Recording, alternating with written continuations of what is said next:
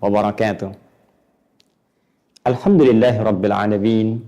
Wassalatu wassalamu ala rasulillahil karim. Sayyidina Muhammadin wa ala alihi wa sahbihi wa dhurriyyatihi wa ummatihi ila yaumiddin.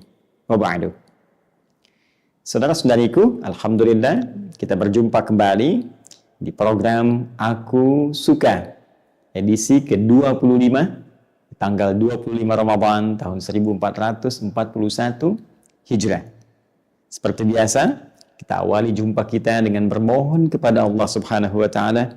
Semoga Allah berkenan menerima seluruh amal ibadah yang telah kita tunaikan dari hari pertama Ramadan sampai dengan hari ke-25 ini. Pun demikian, kita tulus bermohon kepada Allah agar Allah berkenan menggugurkan seluruh dosa-dosa yang pernah kita lakukan, menghapuskan kesalahan yang pernah dikerjakan, hingga detik kita menunaikan ibadah siam di hari ke-25 ini. Insya Allah.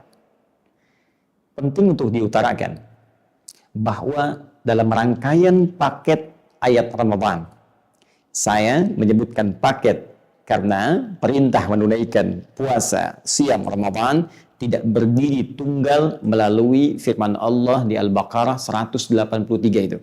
Surah kedua ayat 183.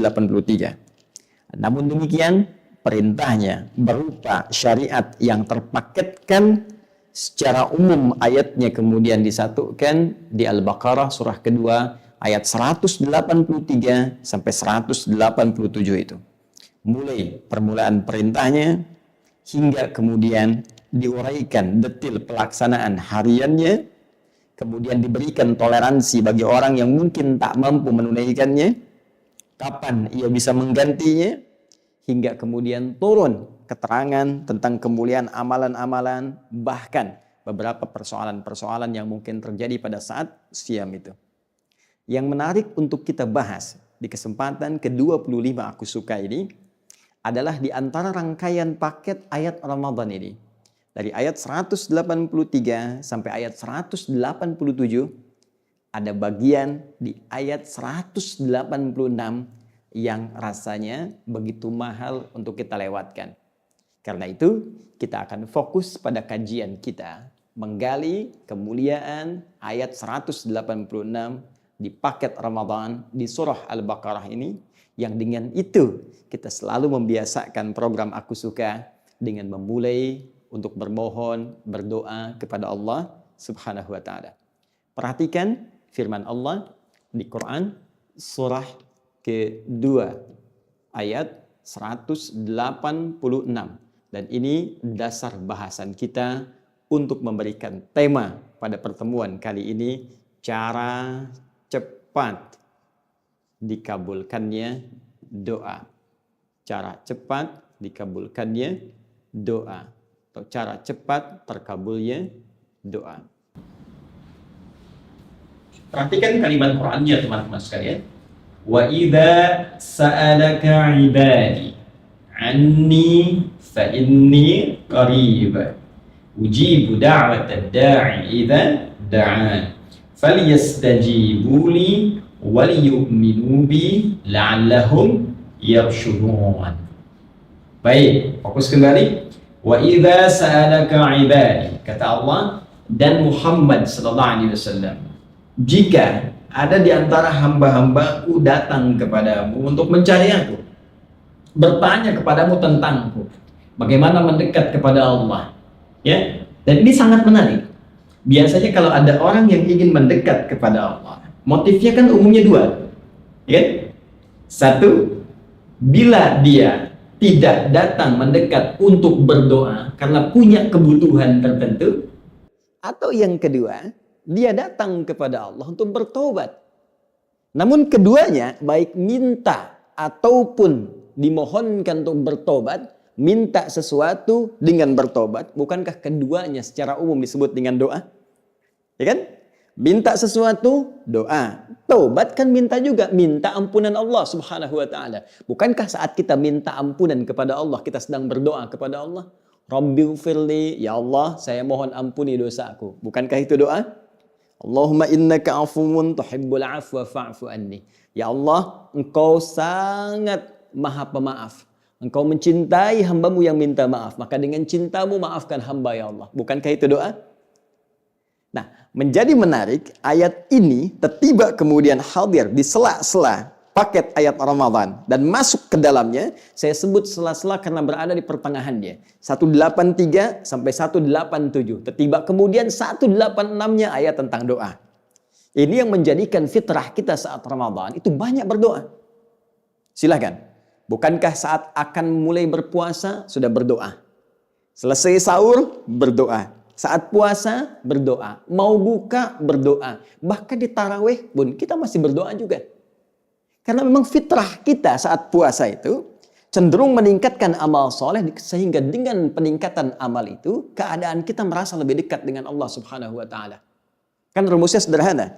Kalau Anda ingin merasa lebih dekat dengan Allah, maka cara jembatan menujunya, caranya tunaikan banyak amal soleh, tunaikan ketaatan. Semakin banyak sholat, semakin dekat dengan Allah. Semakin banyak baca Al-Quran, semakin dekat dengan Allah. Semakin banyak berzikir, semakin dekat dengan Allah Subhanahu wa taala.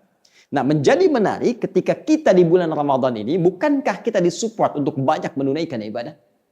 Bukankah kita dimotivasi, bahkan dibuat keadaan, baik waktu, momentum, tempat, situasi, dikondisikan, diberikan rahmat Allah Subhanahu wa taala kepada kita sehingga kita benar-benar menikmati ibadah di bulan suci ini.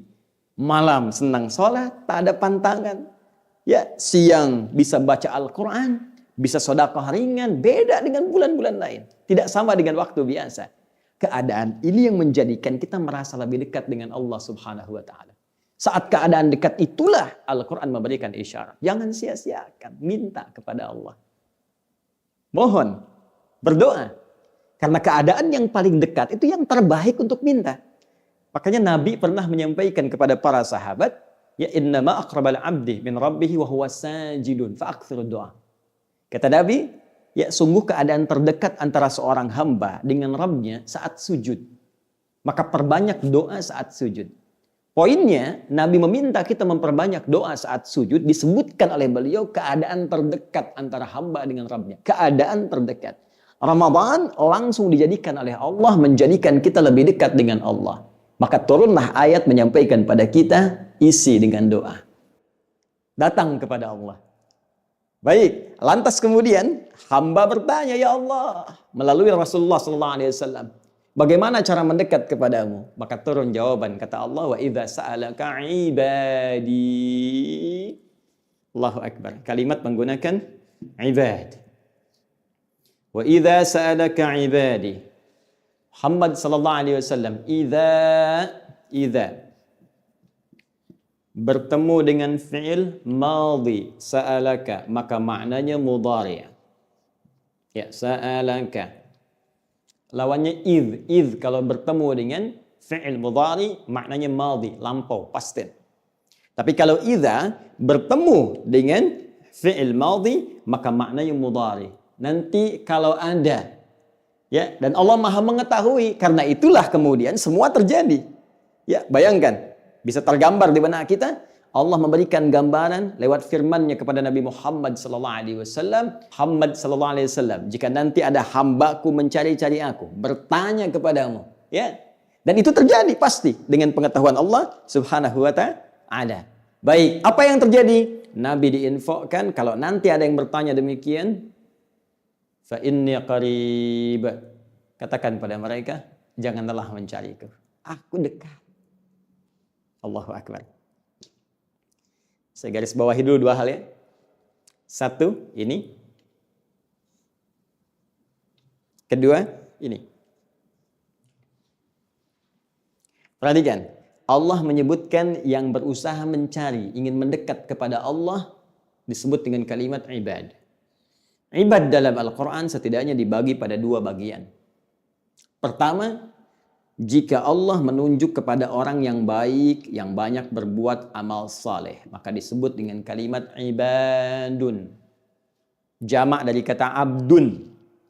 Bahkan sebagian mufassir menyebutkan abdun itu puncak penghargaan tertinggi yang Allah berikan pada seorang hamba. Abdun.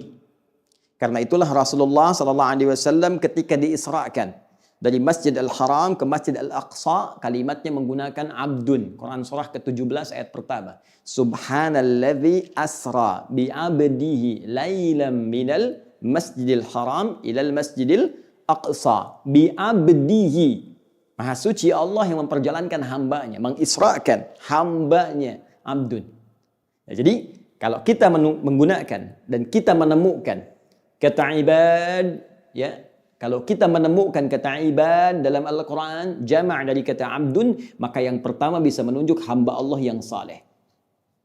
Pun demikian firmannya di surah Al-Furqan itu, wa ibadur rahmanil ladzina yamshuna 'alal ardi hauna. Dan hamba-hamba Allah yang penyayang itu, kalau berjalan, jalannya begitu rendah hati. Wa idza khatabahumul jahiluna qalu salama. Kalau diprovokasi oleh orang-orang yang tidak mengerti, dia menjawab dengan kalimat-kalimat yang baik. Hamba yang saleh.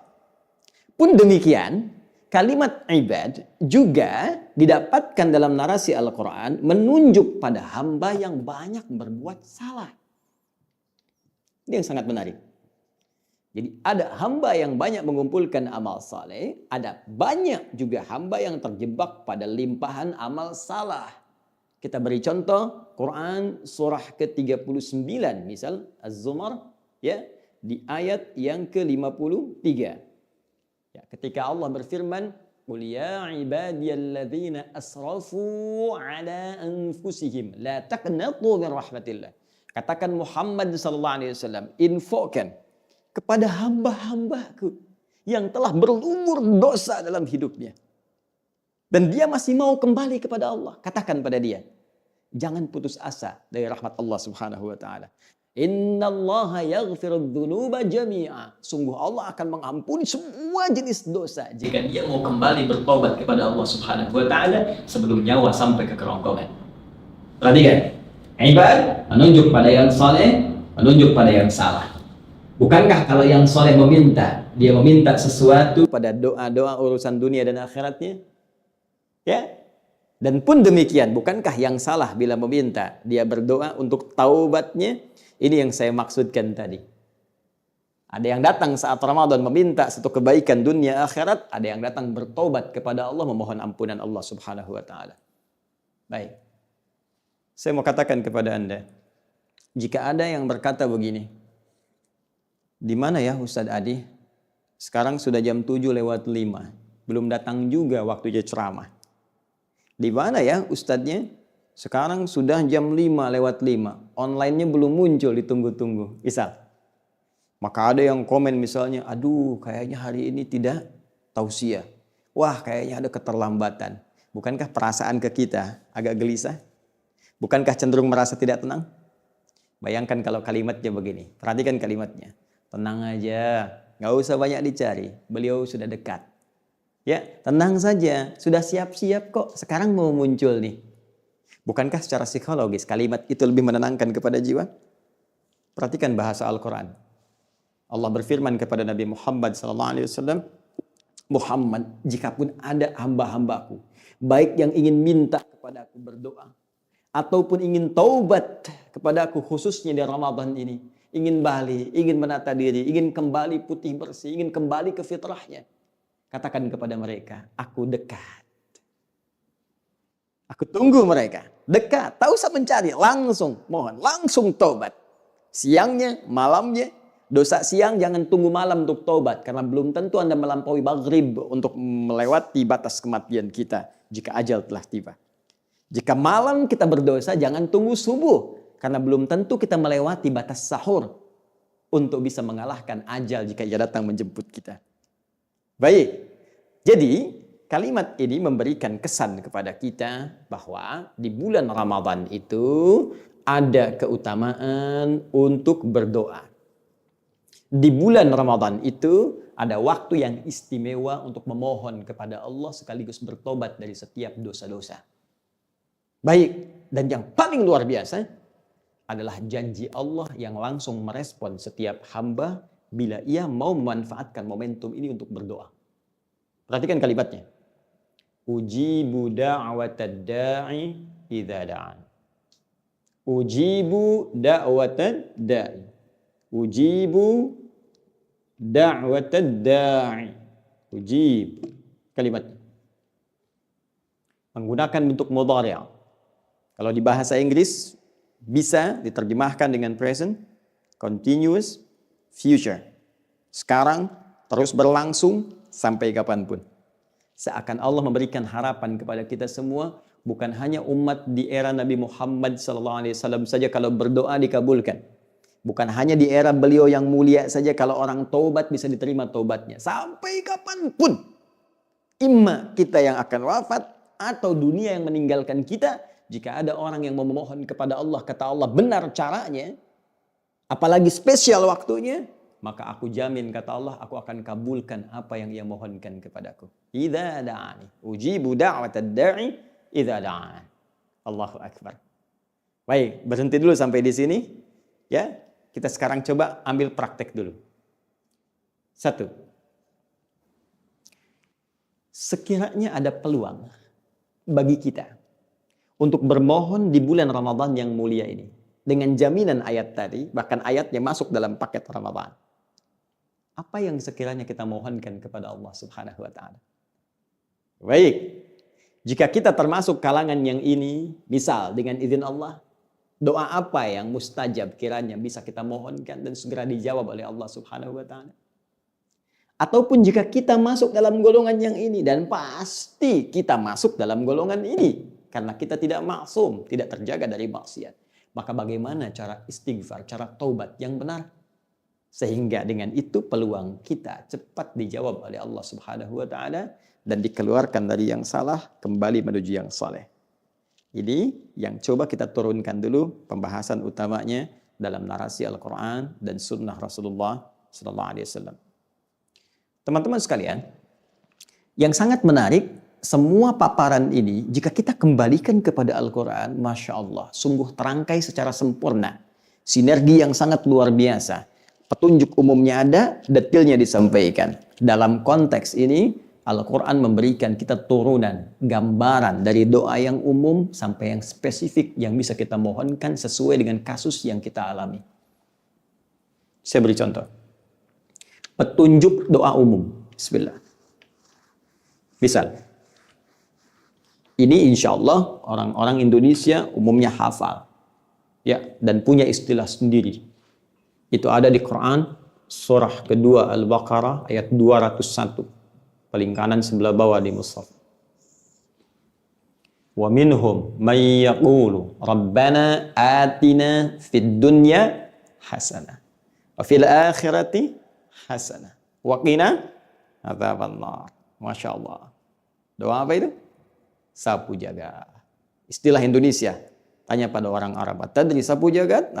Sapu jagat? Tanya pada orang Eropa, do you know sapu jagat? Sapu jagat. Kita luar biasa, ya. Punya istilah sendiri. Doa sapu jagat. Doa sapu nggak ada jagatnya. Doa jagat nggak ada sapunya. Baik, lihat sifatnya masih umum, teman-teman. Rabbana atina fid dunya hasanah wa fil akhirati hasanah wa qina adzabannar. Allahu akbar. Masya Allah. Jadi kalau sedang pusing-pusing nih mau minta apa, nggak ketemu kalimatnya, nyari di Quran masih belum tahu, di hadis belum ketemu, ya maka secara singkat diajarkan melalui lisan para ulama kita, dikutip sebagian ayat Al-Quran yang menunjuk makna doa umum ini. Minta aja ini. Secara umum, maka Allah akan berikan sesuai dengan kebutuhan kita. Rabbana atina fid dunya hasanah. Duhai Rabb kami yang merawat kami, memberikan kebutuhan kami, berjanji kalau kami sakit akan menyembuhkan. Kalau kami berdosa akan diampuni, kalau salah akan dimaafkan. Kalau kami pun punya kebutuhan akan diberikan.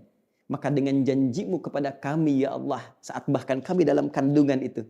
Bukankah Allah mengatakan, Alastu bi rabbikum di Quran surah ke-7 ayat 172 itu. Wa idh akhadha rabbuka rabb min bani adama min zuhurihim dzurriyyatahum wa ashhadahum ala anfusihim. Alastu bi rabbikum? Ya. Wa ashhadahum ala anfusihim alastu bi rabbikum rabb qalu bala syahidna. Dan ingatlah ketika Allah mengambil komitmen, perjanjian pada setiap anak cucu Adam sejak dalam kandungan perut ibundanya, ya, dan mempersaksikan itu semua. Apakah engkau berkomitmen menjadikan aku Rabbu, Rabb punya makna rububiyah, merawat, memberikan kebutuhan, menyembuhkan kalau sakit, memaafkan kalau salah, mengampuni kalau berdosa, memberi petunjuk pada yang benar. Jika Anda mengikuti semua ketentuannya, maka kita katakan bala, siap ya Allah, tanpa fikir apapun, tanpa pertimbangan apapun, siap. Karena itu ketika kita membutuhkan Allah dengan kadar-kadar kehidupan dunia kita minta kalau sulit ya Allah lapangkan, kalau sakit sembuhkan ya Allah. Maka kita ambil kembali kalimat itu untuk membawa nuansa saat kita mengambil komitmen dengan Allah. Rabbana, ya Allah, bukankah engkau yang berjanji ketika mengatakan alastu bi rabbikum, engkau menggunakan kalimat Rabb, maka aku pun panggil dengan nama Rabb dengan memohon sifat rububiyahmu. Jadi kalau kita terjemahkan detil, Rabbana, duhai Tuhan kami yang maha agung, duhai Rabb yang berjanji memberikan kelapangan dalam kesulitan, memberikan kebutuhan saat aku memerlukan, menyembuhkan saat sakit, mengampuni saat berdosa, memaafkan kalau salah. Atina fid dunya hasanah. Anugerahkan kepada kami ya Allah segala kebaikan yang mampu kami raih saat di dunia. Umum sifatnya, di dunia apa saja. Ya, kalau kerja dapat pekerjaan yang baik, kalau sehat dalam keadaan yang baik, kalau jodoh dapat jodoh yang baik. Baik, kalau nonton tayangan-tayangan yang baik, kalau melihat yang baik, pokoknya selama hidup di dunia pengen yang baik. Ya, simple ya, kalimat singkat, maknanya luas. Modal dikit, keuntungan banyak. Simple kan? Ya, saya bingung ya Ustadz mau minta apa? Udah, sederhana kata Quran. Minta ya Allah, saya pengen semua yang saya alami di dunia baik. Ya. Dan Ramadan mustajab. Itu menarik gitu. Wa fil akhirati hasanah. Tapi saya nggak pengen dunianya aja ya Allah, akhiratnya pun saya pengen baik. Saya pengen mulia. Karena nanti di ayat 200-nya ada yang cuma minta dunia. Wa minan nasi may yaqulu rabbana atina fid dunya wa ma lahu fil akhirati min khalaq. Ada sebagian manusia cuma minta urusan dunia saya. Yang penting proyek lancar, yang penting uang banyak, yang penting rumah luas, yang penting mobil mewah, yang penting jabatan bisa bagus. Dia nggak berpikir setelah kematian bahwa apa yang ia dapatkan selama hidup di dunia akan hilang, sirna, punah saat nyawa mulai keluar dari jasadnya dan kembali ia ke alam kubur, ke tanah yang ia berasal darinya. Maka tidak ada peluang bagi dia untuk mendapatkan semua kebaikan saat kembali kepada Rabb di masa yang lebih abadi. Jadi berbeda. Wa fil akhirati hasanah wa qina adzabannar. Ya Allah, mohon berikan kemuliaan aku di akhirat saat aku pulang ya Allah.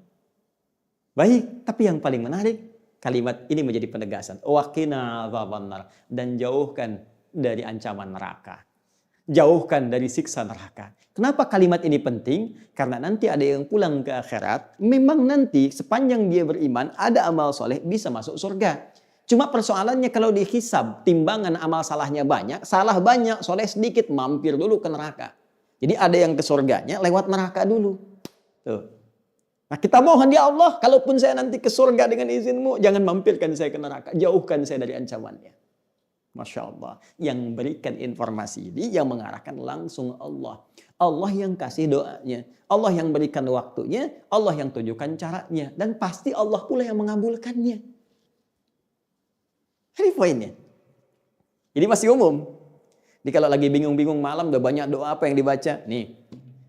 Makanya orang tua kita menyebut sapu jagat. Nyapu semua dosa, dapat di jagat. Baik ya?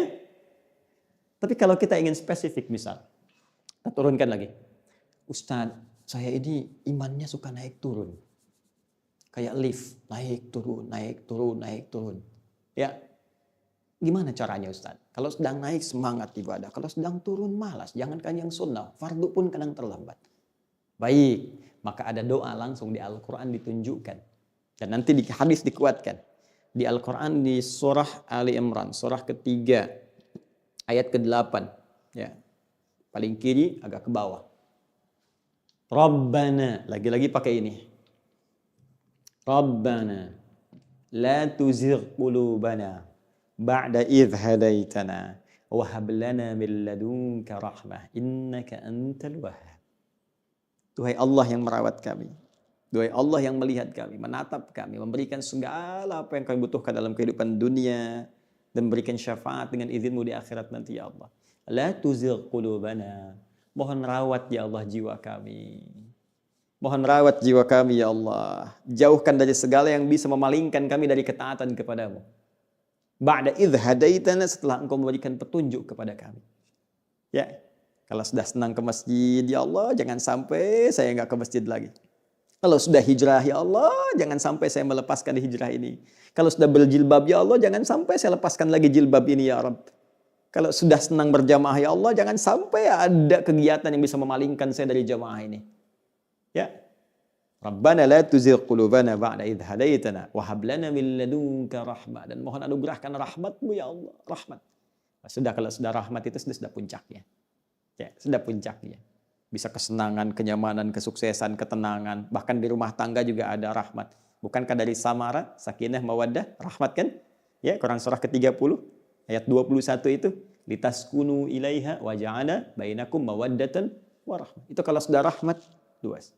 Innaka antal wahhab, sungguh Engkau yang maha memberi tanpa batas. Nah ini kalau Anda menginginkan, mohon kepada Allah supaya iman diperkuat. Ya, supaya hari ini lebih baik daripada kemarin. Ya Allah, supaya kuat iman, malam nanti bisa tahajud lagi, malam nanti tarawih lagi ya Allah, malam nanti bisa baca Al-Quran ya Allah. Jangan sampai saya berpaling kepada kegiatan lain yang bisa menghindarkan saya dari tilawah Quran saya ya Allah. Saya ingin fokus ya Allah. Jangan sampai ada agenda-agenda lain ya Allah mengajak saya berpaling dari Al-Quran, berpaling dari salat, apalagi ini di malam-malam terakhir ya Allah. Kuatkan saya. Jauhkan saya dari pengaruh-pengaruh sekitaran saya yang bisa menjauhkan saya dari-Mu ya Rabb. Minta. Nah, itu ya. Nah, di hadis sangat populer. Ya. Masih ingat kalimatnya? Ya muqallibal qulub, tsabbit qulubana ala dinik. Ya muqallibal qulub, tsabbit qulubana ala ta'atik.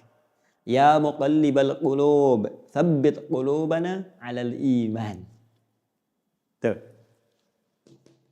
Ya Allah, yang mengetahui keadaan hati, yang membolak-balikan keadaan jiwa kami, mohon teguhkan. Teguhkan hati kami kepada ketentuan agama-Mu. Teguhkan hati kami pada keimanan atas-Mu. Teguhkan jiwa kami untuk berbuat taat kepada-Mu. Tsabbit qulubana ala dinik, ala iman, ala ta'atik. Al-Quran. Kasus lain, teman-teman, ayo dilihat. Misal, kasuistis sifatnya. Anda ingin bermohon kepada Allah dalam keadaan sakit. Seperti sekarang nih.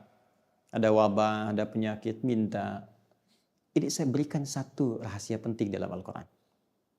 Terkadang Allah menguji kita dengan keadaan di sekitaran. Sampai pada batas manusia kesulitan untuk mengatasinya. Di antara rahasianya. Supaya kita menyadari bahwa kita hamba. Dan dari situ, dengan kesadaran itu kita bermohon kepada Allah. Jadi kalau kita masih angkuh, masih merasa kita mampu, Allah akan berikan. Yang lebih daripada itu sampai dipaksa kita mengakui kemanusiaan kita, kehambaan kita dan bermohon kepada Allah. Ya Rabb, ya Allah. Rumus ini bisa ditemukan di Quran. Surah ke-6 misalnya, Al-An'am ayat ke-42. Ya, perhatikan kalimatnya. Kata Allah, laqad arsalna min qablik ila umamin min qablika wa qad arsalna ila umamin min qablika, dan sungguh kami telah utus rasul-rasul pada umat-umat sebelum engkau. Fa akhadnahum bil ba'sa'i wad-dharra. Ya, maka Allah menguji mereka dengan ujian-ujian yang tak mudah, ba'sa wad-dharra, kesulitan, kelaparan, ya gangguan terhadap fisik, bisa penyakit, bisa. Ya, ba'sun itu mungkin terasa masih biasa. Sempit. Dharra itu sudah masuk ke fisik. Ya, dharra itu bisa penyakit. Karena itu Nabi Ayyub alaihissalam ketika diuji dengan penyakit, beliau menyebutkan durun. Ya, masaniya dhurru, buka Quran surah ke-21 ayat 83. Wa ayyuba idnada rabbahu anni masaniya dhurru wa anta arhamur rahimin. Dan aku buka, kata Allah, kisah Nabi Ayyub alaihissalam ketika bermohon kepada Allah supaya disembuhkan dari penyakit. Kata beliau, anni masani yadhurru wa anta arhamur rahimin. Ya Allah, penyakit ini sudah menyakiti saya. Sedangkan Engkau yang paling sayang kepada saya. Nah, di ayat Al-An'am tadi, ya, di ayat ke-42 surah Al-An'am tadi, Allah menyebut ujian dengan dharra, jama' dari kata dhurrun. Jadi kalau sudah jama', dampaknya ke banyak orang. Boleh jadi terkait dengan wabah, dengan virus COVID-19 yang sekarang kita hadapi. Tapi apa hikmahnya? Kata Allah, lihat ujung ayatnya. La'allahum yatadarra'un. Fa'akhadnahum bil ba'sa'i wad dharra'i la'allahum yatadarra'un. Kami uji dengan semua itu supaya mereka menghamba. Sadar. Jangan terlalu terlena dengan dunia. Kamu itu hamba, kamu akan pulang. Maka mohon. Jadi kalau kita ingin segera mengatasi segala kesulitan kita, sulit di ekonomi, sulit di kesehatan kita, penyakit atau yang lainnya, maka cara sederhananya kembali kepada pencipta kita, minta solusi. Ya, kadang-kadang butuh situasi yang sulit untuk meyakinkan kita dan menyadarkan kita kamu hamba. Kembali kepada Allah. Bangun. Buat amalan bersama, baca Quran sama-sama, berdoa bersama-sama. Ya, dekati Allah, dekati sumber solusi. Bagaimana Anda bisa minta jawaban kepada Allah sementara Anda mengerjakan perbuatan yang jauh dari ridha Allah. Anda sadar sekarang, Allah Maha Pemberi, Allah Maha Penyembuh, Allah Maha Solusi, tapi Anda mengerjakan perbuatan yang tidak Allah sukai. Bagaimana Allah mengentaskan segala kesulitan kita? Itu poinnya. Maka kita kembalikan ke sini teman-teman. Yang detil sifatnya kita kembalikan. Jika ada kaitan itu, ya, misal adakah dengan penyakit seperti tadi? Adakah terkait dengan persoalan misalnya bisnis yang sulit atau pekerjaan yang sulit? Adakah terkait dengan faktor keluarga, semisal keturunan misalnya? Maka tegas, jelas, diturunkan detil-detil bimbingannya. Saya ambil contoh misalnya, terkait dengan penyakit, langsung kepada puncaknya. Ada doanya Nabi Ayyub alaihissalam. Ya, anni massani yadurru wa anta arhamur rahimin. Tanamkan zikir ini. Karena Allah mengatakan wa ayyuba idznada rabbahu anni massani yadurru wa anta arhamur rahimin. Bisa kita katakan Allahumma anni massani yadurru wa anta arhamur rahimin. Yang muslim, ya, yang diuji dengan virus COVID-19 ini, ya, corona ini. Jika ada yang memvonis Anda positif atau Anda misalnya PDP, kembali kepada Allah supaya tenang jiwa kita. Lakukan salat malam, minta kepada Allah dalam sujud kita. Allahumma anni massani yadurru wa anta arhamur rahimin. Ya Rabbi, Rabbana anni massani yadurru wa anta arhamur rahimin. Anda tahu apa jawabannya? Kembalikan ke ayat 84-nya. Teruskan Quran surah 21 ayat 84. Fastajabna lahu. Fakashafna ma bihi min dhurrin wa atainahu ahlahu wa mithlahum ma'ahum rahmatan min indina wa dzikra lil 'abidin. Kata Allah, aku langsung jawab doanya, aku sembuhkan penyakitnya. Fakashafna ma bihi min dhurrin. Maka kami singkap semua rasa sakit yang ia alami. Bukan cuma sembuh, rasa sakitnya disingkap semua. Sehingga seakan-akan tidak ada rasa sakit yang terasa di badan kita, bahkan di jiwa kita. Kadang orang badannya sehat, hatinya sakit. Ini diungkap, singkap semua oleh Allah. Dan yang paling menarik di ujung ayatnya, ini pengingat bagi setiap hamba Allah. Jika dia sakit dan berzikir sama seperti Ayyub alaihissalam, aku akan sembuhkan ia seperti aku sembuhkan Ayyub. Apalagi? Bisnis. Yang sulit, kadang ada yang menyakiti, kadang-kadang ada yang ingin menyingkirkan, menyungkurkan, aktivitas gak lancar dan sebagainya. Doa, minta. Ya, minta doanya Nabi Yunus contohnya. Nabi Yunus berbisnisnya dengan Allah karena beliau Nabi. Bukan dalam konteks materi, tapi dalam berdakwah. Ya, dalam berdakwah. Pernah dalam berdakwah beliau kemudian diutus pada satu umat. Lantas kemudian mendapatkan respon yang tidak menyenangkan. Lalu beliau tinggalkan. Nah, itu keliru. Ini ajaran dari Allah. Kalau dihadapkan pada tantangan, atasi sampai maksimal. Anda berbisnis, atasi, ikhtiar sampai maksimal. Minta kepada Allah. Mohon kepada Rabbmu. Minta. Ya, apa yang terjadi? Naik ke atas perahu, kemudian diundi, bebannya terlalu berat, tapi ini sinyal dari Allah. Ternyata yang kena ujiannya Nabi Yunus alaihissalam. Dilemparkan, ditelan sebuah ikan besar. Ditelan seekor ikan besar. Masuk ke dalamnya. Apa yang terjadi? Bukankah beliau berzikir, berdoa kepada Allah? Buka Quran surah ke-21 ayat 87 sampai 88. Wa dhannuni idh dhahaba mughadiba fa dhanna an lan naqdir alayhi fanada fi dhulumat an la ilaha illa anta subhanaka inni kuntu minadh dhalimin. Itu zikirnya.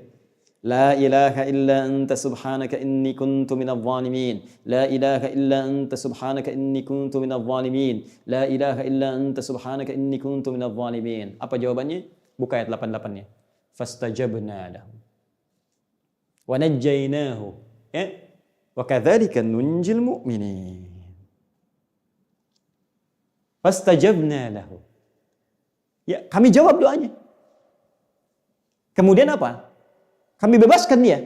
Kami lepaskan dari awan gelap. Gham bahasa Qur'annya. Awan gelap yang menaungi. Allahu Akbar. Teman-teman sekalian, mudah bagi Allah mengatakan, kami lepaskan ia dari jeratan ikan besar yang menangkapnya, yang menelannya. Tapi yang paling menarik, Allah buat kalimat umum, awan gelap yang menaungi. Bukankah orang-orang kalau gagal dalam bisnis suka merasa berat? Kehilangan pekerjaan merasa gelap? Ya, gagal dalam sebuah, ya, pertarungan jabatan, pertarungan macam-macam, bukankah merasa kadang gelap? Ya, kadang merasa nggak nyaman, ya Allah, hilang pikiran dan sebagainya. Amalkan zikir ini, kata Allah, wa kadzalika nunjil mu'minin. Maka demikian pula kami akan selamatkan orang-orang beriman seperti kami selamatkan Yunus alaihissalam.